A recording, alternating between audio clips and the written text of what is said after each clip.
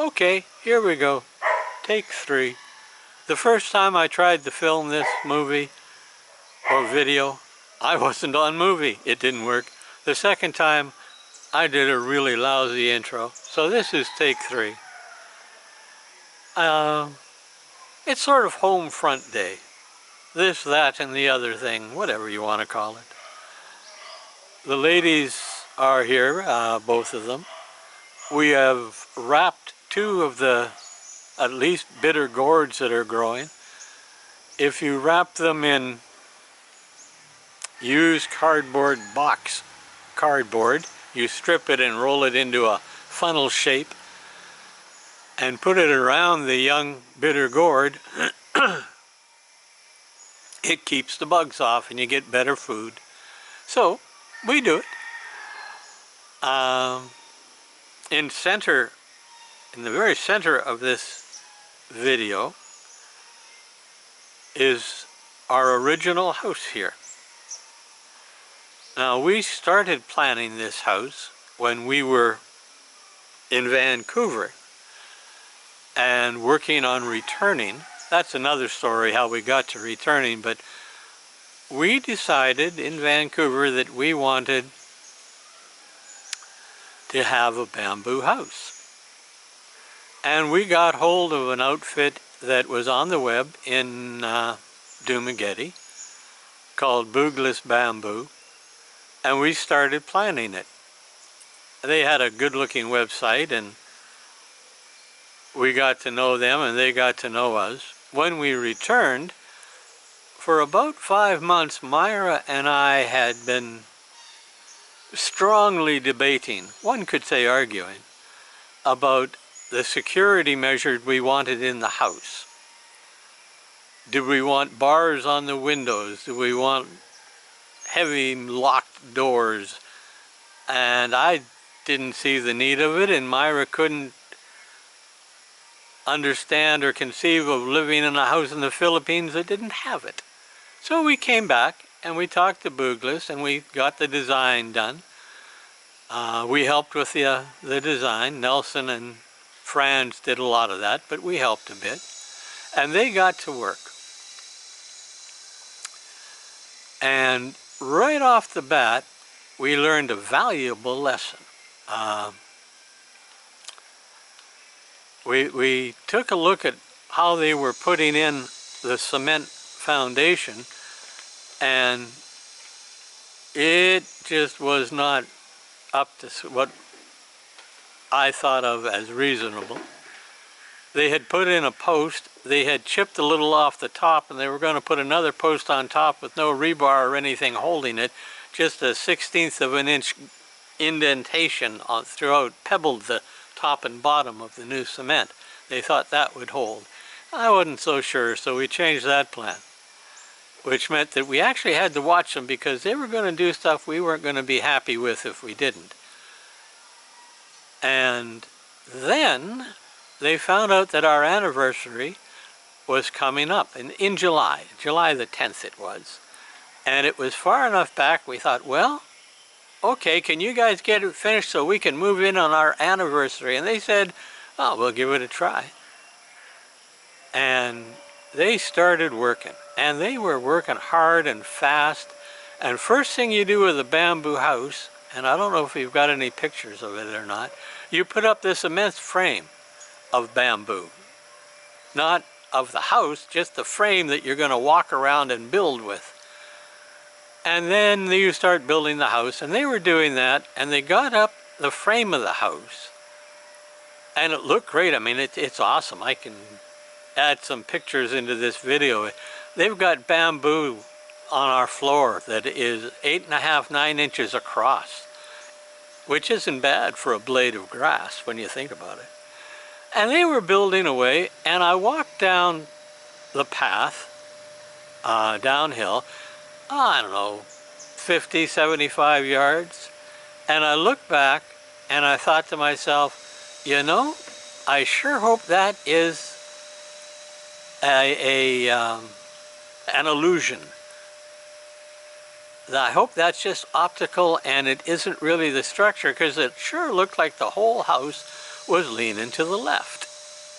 And I went and I got the foreman, and I got Nelson, and I got everybody I could from Boogless to come down with me, and I said, folks, take a look at this. And we looked at it, and they said, yeah, it sure looks like it's leaning to the left. And I said, sure does. But oh, it can't be. We built it straight. It must be just that optical illusion thing. I said, fine, why don't you take a plumb line, I think they call it a tauntaun here, go up to the top of the roof and drop the line and see if this house is straight up and down or not. And they went up to the top of the roof and they dropped the plumb line, and darn, but that house was built at leaning at an angle. Well, this would not do. So, what do? You can't take the whole thing apart. Well, you could, but boy, it'd take an awful lot of work and an awful lot of extra money that they would lose. So they tied a bunch of ropes to one side. Very strong line, thick line up on the roof. And they had all their workers on one side and a few workers on the other side. And they pulled and they pulled and they yanked, and that house went straight, and then they retied it and rebraced it and got it straightened up. And I gotta tell you, 20 years later, the house is still pretty much straight up and down. They did a good job. But when they had put the house up on the frame that we had made, or the foundations that we had made them correct, or got them to correct, they were putting the house up and none of the plans fit the foundation. The rooms were all the wrong size. Nothing worked right. It didn't look the same, so we talked and we talked and we figured it out. The crew that had put in the foundation were illiterate. I don't mean that as an insult, I mean that as a fact. They were illiterate. They could not read the numbers. So what they did is they took a look at the blueprints and they said, well, if we put this one here and this one there, it looks about right. And it did look about right. I mean, none of us noticed it till they actually started to put up the room dividers. And then we realized, hey, this ain't right. Later on, they were putting on the sack roof. You can see it now. It's old, and this is our third roof on it. Third, fourth. They only last 5 or 6 years, and then you have to replace them. And it wasn't right. You could see these huge gaps. And I said to Nelson, that's not right. Because Nelson was now the foreman, because the foreman they had was a liar, a cheat, and a thief. They didn't know he was until he started working with us. And then we told him what he was. And they fired him. But Nelson, one of the bosses, was the foreman now, said, Nelson, that ain't right. Take a look at that. He said, well, of course it's right. My guys do good work. I said, well, it looks to me like there's supposed to be a 4-inch gap between these strips of sasa, or roofing material, sort of big shingles, natural shingles. And it looks a heck of a lot more like 1.5 feet than 4 inches to me. And he said, well, here. And he handed one of the guys a tape measure. He said, go up and measure that. Guy went up and he come down and he said, oh, it's 4 inches. I measured it, 4 inches. I said, Nelson, come on, that isn't right. And I took 2 of the pieces and I put them together and I said, there. And I measured it out, said, that's exactly 4 inches. Does this look like that? And I pointed up to the roof and Nelson said, no, it don't. And once again, we were stuck with the fact that the work crew was illiterate. They could not read the numbers on the tape measure and do the math and what have you.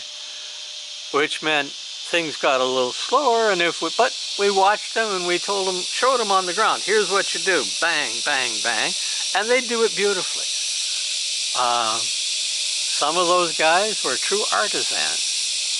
I'll show you pictures of the wall they put up and the porches and what have you.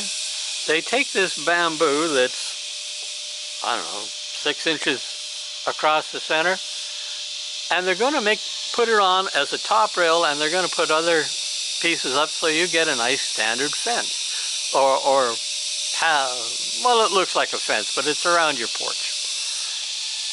And they do it with a carving knife. Zip, zip, 4 movements.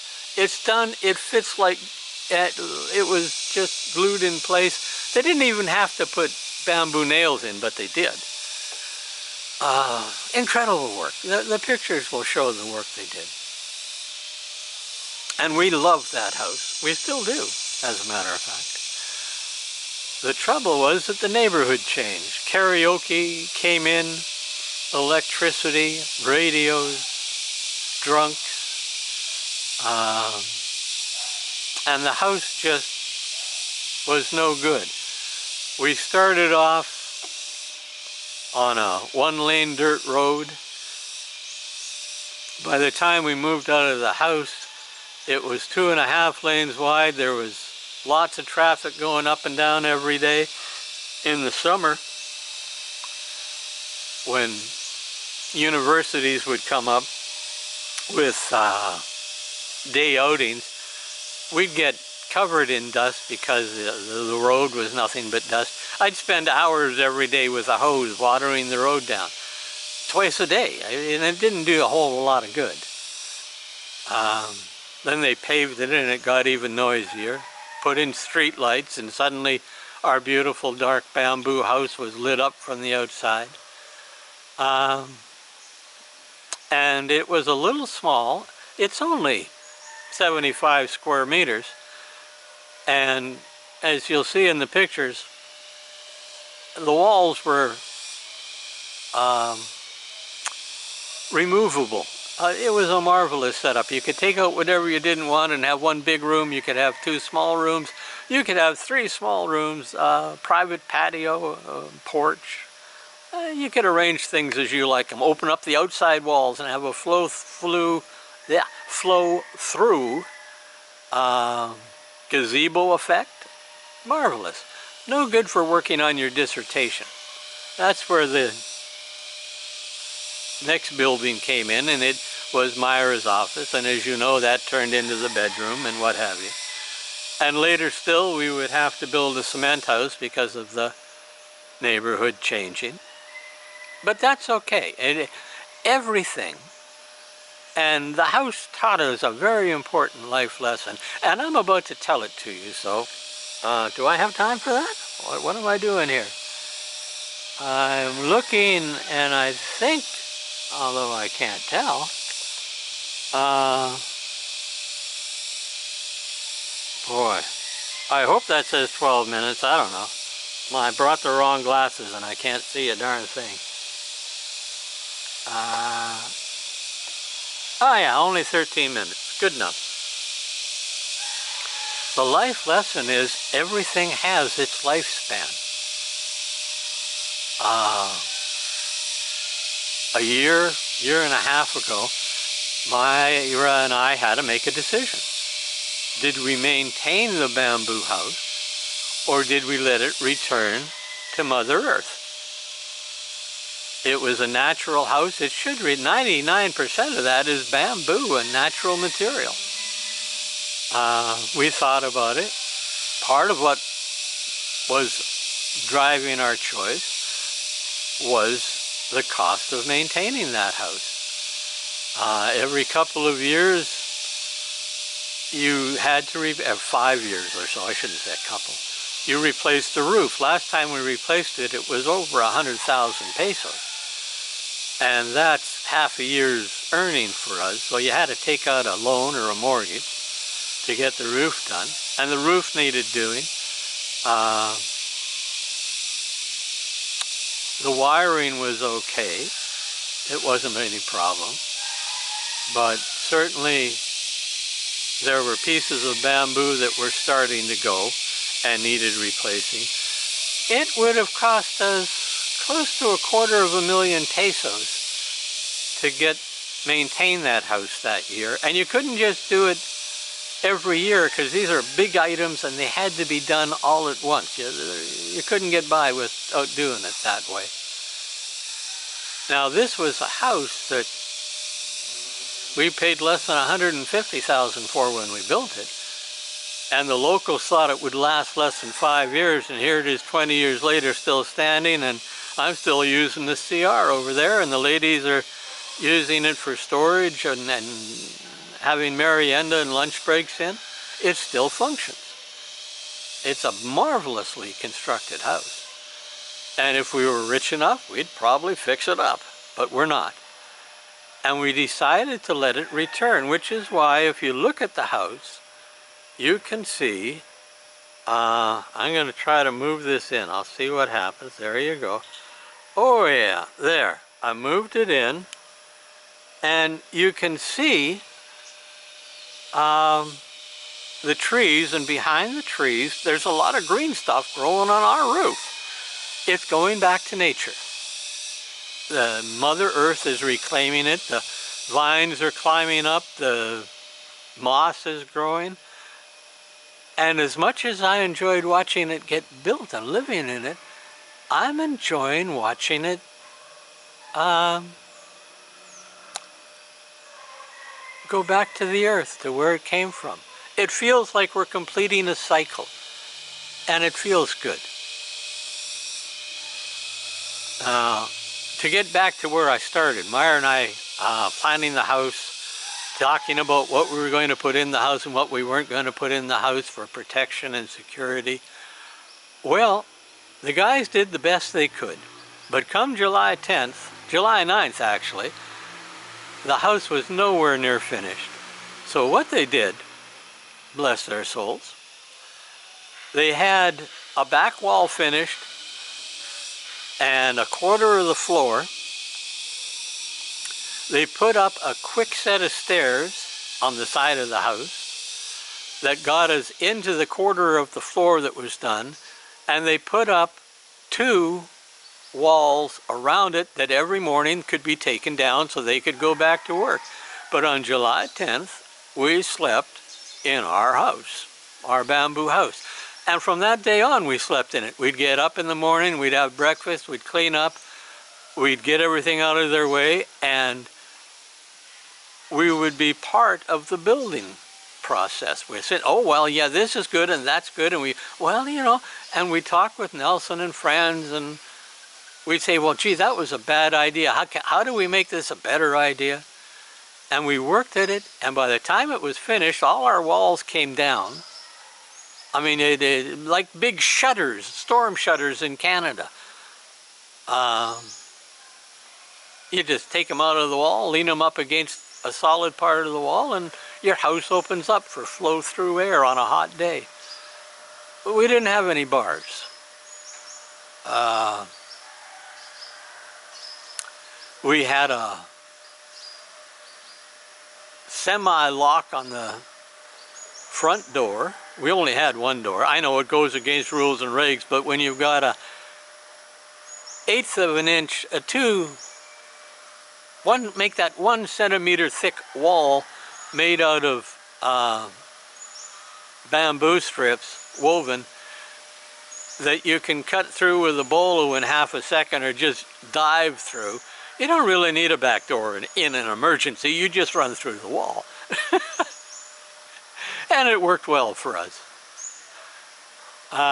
Never had to run through the wall. Eventually we took out the back window in what had been our bedroom and turned it into a beautiful wall that opened up with double swinging doors to match the rest of the doors in the house. I always thought that was such a ostentatious form of living, to have swinging doors, double swinging doors.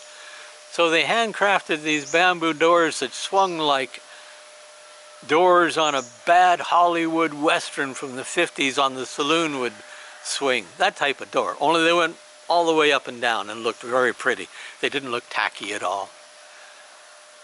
So we lived in the house and we made changes to it, and we lived in it for 10 years. We never hung anything on the wall, and it isn't because we don't like art and we don't like paintings and pictures and what have you. It was because the house was so beautiful, it would have been a shame to cover any of it up.